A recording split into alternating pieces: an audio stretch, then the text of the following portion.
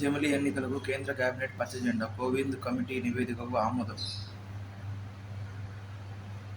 ముంబైలో జాతీయ నైపుణ్య కేంద్రం, చంద్రయాన్-4కు green signal.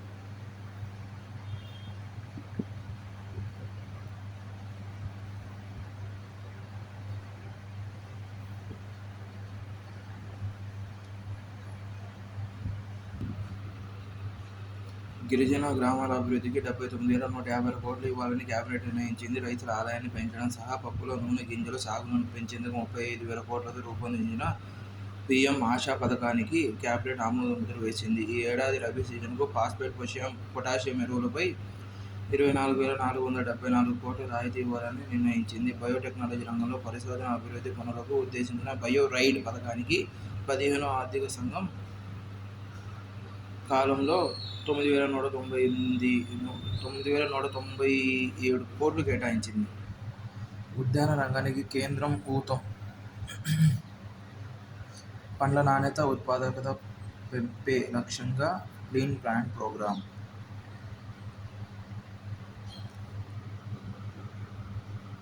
Green plant centres లక్ష్యాలు: ఉద్యాన పండ్లకు సోకే వ్యాధులు, వైరస్ల గుర్తింపు, వాటి నియంత్రణకు అత్యాధునిక ల్యాబొరేటరీల ఏర్పాటు, ప్రత్యేకంగా టిష్యూ కల్చర్ ల్యాబ్స్ ఏర్పాటు, నాణ్యమైన ప్లాంట్ మెటీరియల్ విత్తనాల సరఫరాకు నర్సరీల బలోపేతం చేయడం, కొత్త నర్సరీల ఏర్పాటు, poly houses, green houses, shed net houses, walk in టన్నెల్స్కు ప్రోత్సాహకాలు, కొత్తగా కార్పెట్స్, కొత్త తోటల విస్తరణ, డ్రిప్ ఇరిగేషన్కు చేయూత, organic farming, on farm ponds, water harvesting systems అభివృద్ధి.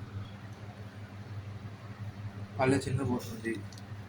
12 ఏళ్లలో దేశంలో గ్రామీణ జనాభా 4.1% తగ్గిపోయింది. పట్టణాల్లో జనాభా క్రమంగా పెరుగుతోంది. కేంద్ర వైద్య ఆరోగ్య కుటుంబ సంక్షేమ మంత్రిత్వ శాఖ వెల్లడి. దేశంలో పల్లె జనాభా 4.1% తగ్గిపోయింది. 2011 జనాభా లెక్కలతో పోల్చితే 2023 జూలై నాటికి అంచనా వేసిన జనాభా లెక్కల మేరకు దేశంలోని అన్ని రాష్ట్రాల్లో గ్రామీణ జనాభా తగ్గిపోయి పట్టణాల్లో జనాభా పెరుగుతుందని కేంద్ర వైద్య ఆరోగ్య కుటుంబ సంక్షేమ మంత్రిత్వ శాఖ పేర్కొంది. 2011 తర్వాత కేరళలో పల్లె జనాభా ఏకంగా 28.3% తగ్గిపోయింది. ఆంధ్రప్రదేశ్లో గత 12 సంవత్సరాల్లో గ్రామీణ జనాభా 7.1% మేర తగ్గింది. 2023 జూలై నాటికి అంచనా లెక్కల ప్రకారం బీహార్ మొత్తం జనాభాలో 87.7% గ్రామాల్లోనే ఉంది. అస్సాంలో 84.4%, ఒడిశాలో 81.1%, ఉత్తరప్రదేశ్లో 75.9%, రాజస్థాన్లో 73.3% జనాభా గ్రామాల్లోనే ఉంది. పట్టణీకరణ పెరగడంతో పాటు ఉద్యోగ అవసరాలు గ్రామాలను వదిలి ప్రజలు పట్టణాలకు తరలి వెళ్లడంతో పల్లె జనాభా తగ్గిపోయి పట్టణ జనాభా పెరుగుతోంది. నిన్న పేజర్లు, నేడు వాకీ టాకీలు. పేజర్లు అనగా మొబైల్ ఫోన్స్లోని లిథియం బ్యాటరీలను ఒక బగ్ ద్వారా టెంపరేచర్ని పెంచి దాన్ని పేల్చడం. లెబనాన్లో మళ్లీ అనూహ్య పేలుళ్లు, 14 మంది దుర్మరణం, 450 మందికి గాయాలు. ఇజ్రాయెల్ కొత్త యుద్ధ సంఘం.